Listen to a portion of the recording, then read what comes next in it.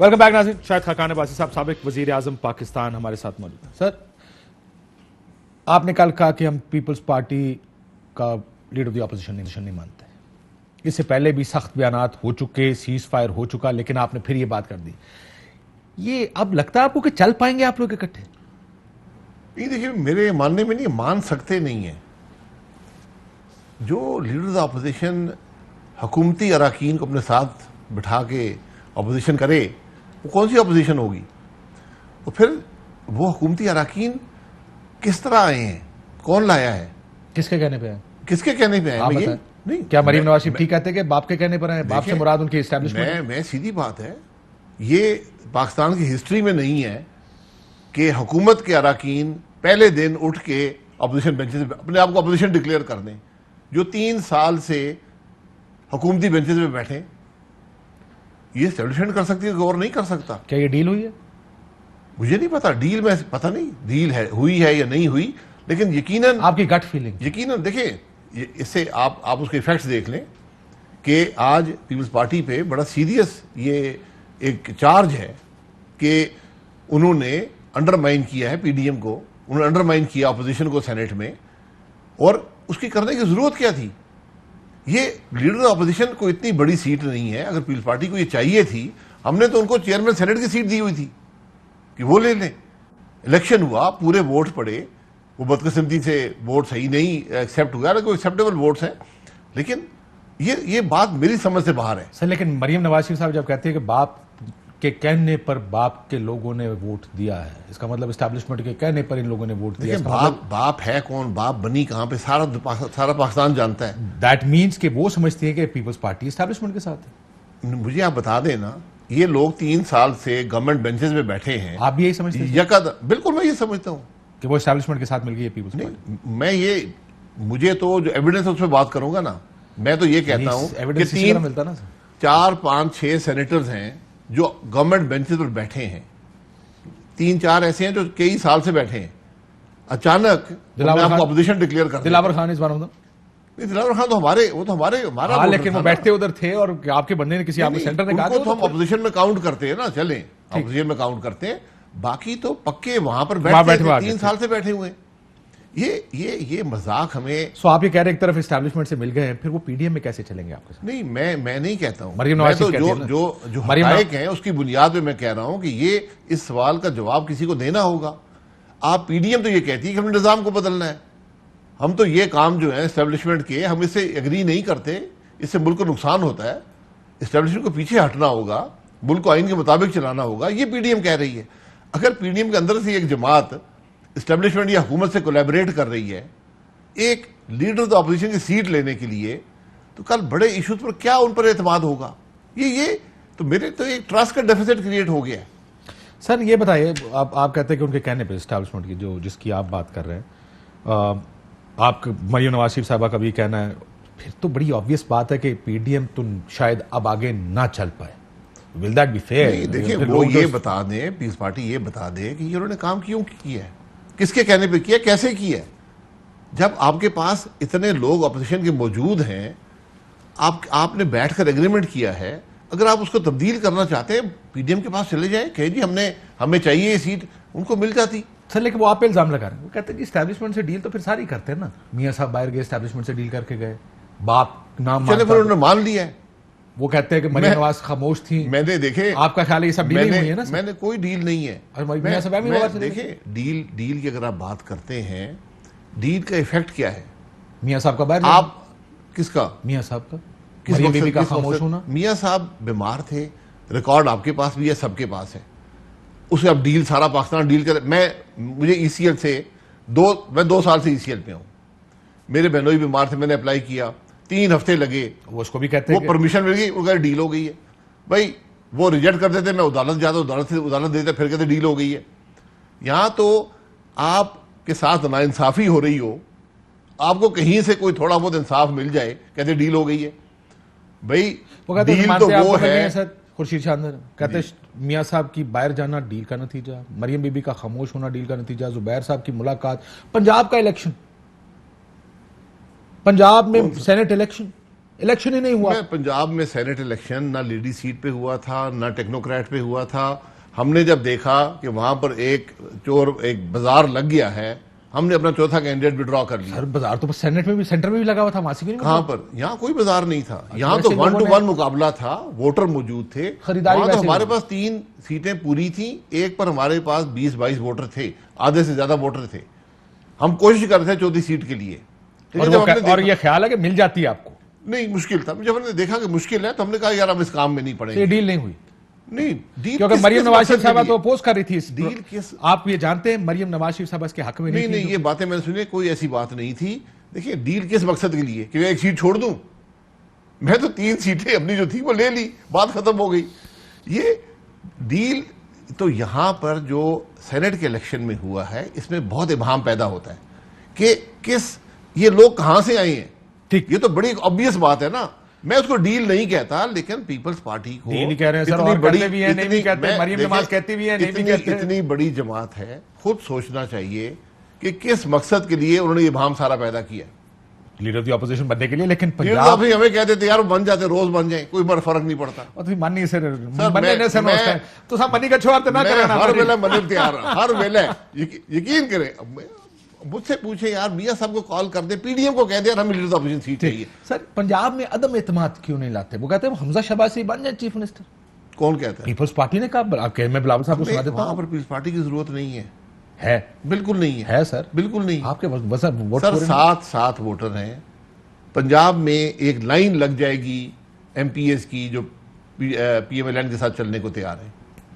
क्यों नहीं मानते उनकी बात? फिर आप क्यों नहीं मानते? क्योंकि हमने अदम एतमाद इस मुल्क में किया हुआ है। ये बातें वो लोग करते हैं जो ना अदम एतमाद को समझते हैं ना कभी किया है। आपका ख्याल है कि जब तक क्या होगा तो अदम एतमाद जी, जो आप कहना चाहते थे, तो एस्टैब्लिशमेंट जब तक साथ नहीं होगी, एस्टैब्लिशमेंट नहीं होगी, अदम एतमाद यहां नहीं होगा।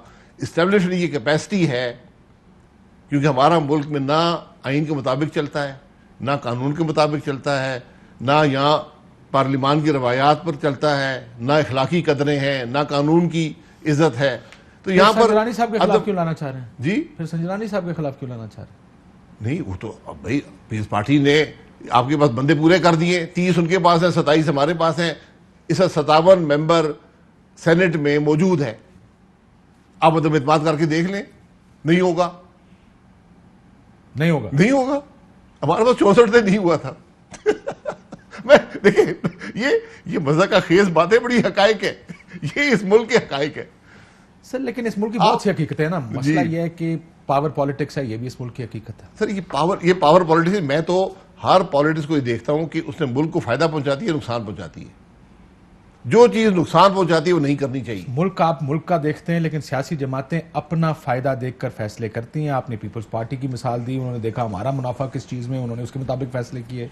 माजी अगर आप सारा उठा के देख लें, 2008 से अगर मैं नून की, मैं आपको तारीख बता सकता हूं कहां कहां एस्टैब्लिशमेंट। 85 से शुरू कर लें। चले, वो तो मैं तो दौर था ना, स्याह दौर को खत्म कर देते हैं आप। 2008 से नहीं था, स्याह दौर तो 88 में ज़ियाउल हक साहब फौत हो गए थे, हलाक हो गए थे, बात खत्म हो गई, जमहूरियत चलती रही है। हमारे मुल्क में नहीं है जमहूरियत, इस बात के इतराफ कर लें। यहाँ एस्टैब्लिशमेंट का बहुत असर है, कभी कम होता है, कभी ज्यादा होता है। तो मुल्क इस तरह नहीं चल रहा। अगर आपका मुल्क चल रहा होता तो हम कहते हैं हाँ जी बड़ी अच्छी बात है, हम मुल्क में अदम एतमाद भी नहीं, हमने स्टेबिलिटी दी हुई है मुल्क को, एस्टैब्लिशमेंट ने स्टेबिलिटी दी हुई है। लेकिन मुल्क नहीं चल रहा, मुल्क तरक्की नहीं कर रहा।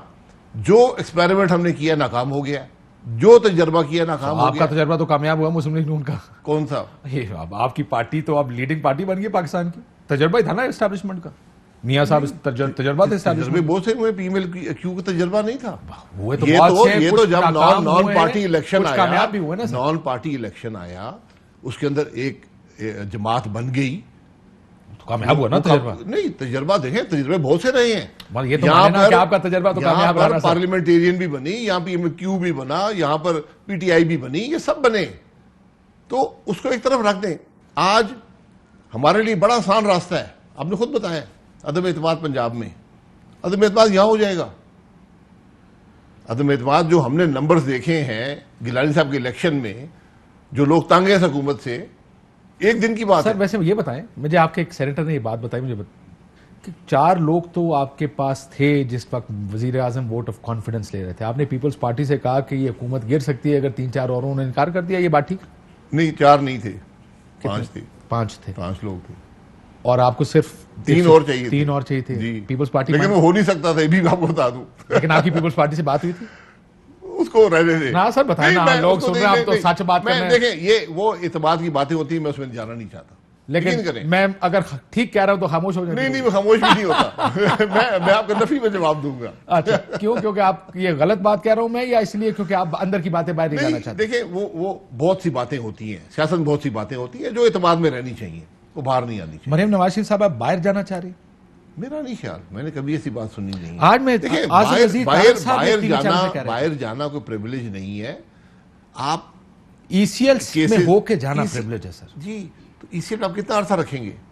मैं 2000 से 2008 तक ईसीएल में रहा हूं, 9 साल।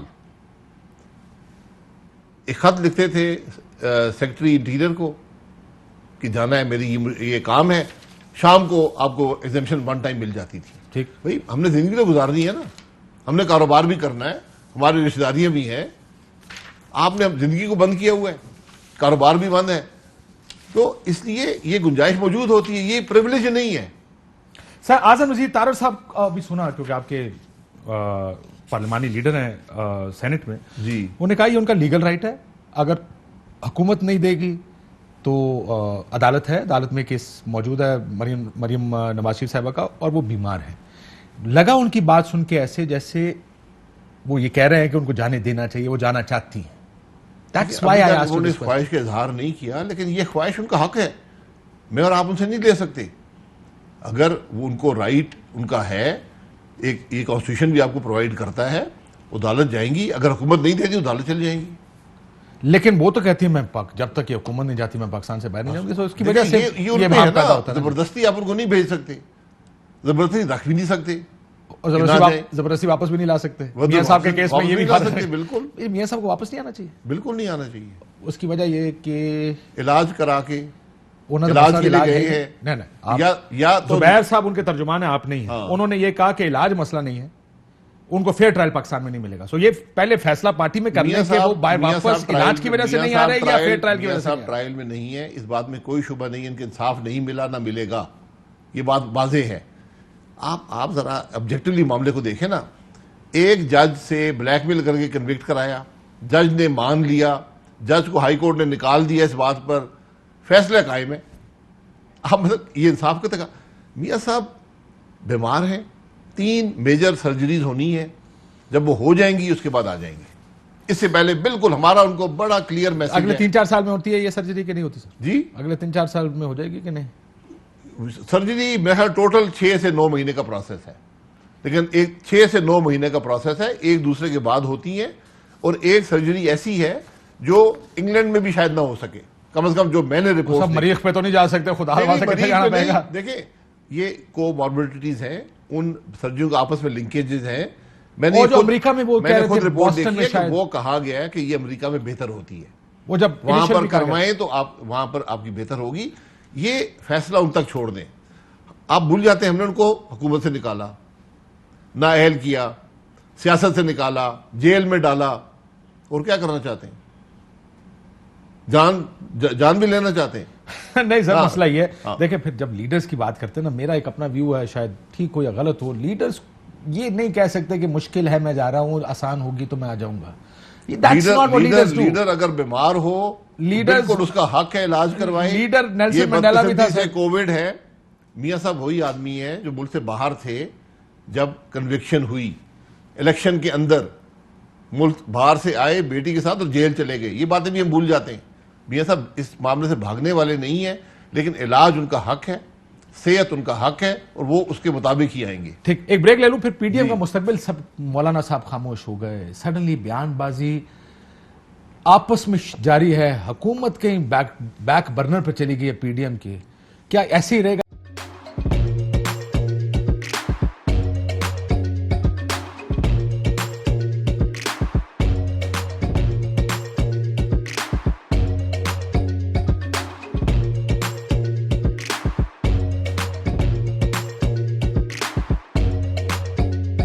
Instead of saving up for a new toy or a trip to Disney World, a 7-year-old بدلاً من توفير لعبة جديدة 来自阿拉巴马州的一名7岁女孩没有花 एक नए खिलौने या डिज्नी वर्ल्ड की यात्रा के लिए बचत करने के बजाय Alabama Anstatt für ein neues Spielzeug oder eine Reise nach Disney World zu sparen, hat En stade für un eus kiel ze EDN reiznach Disney World zus par an,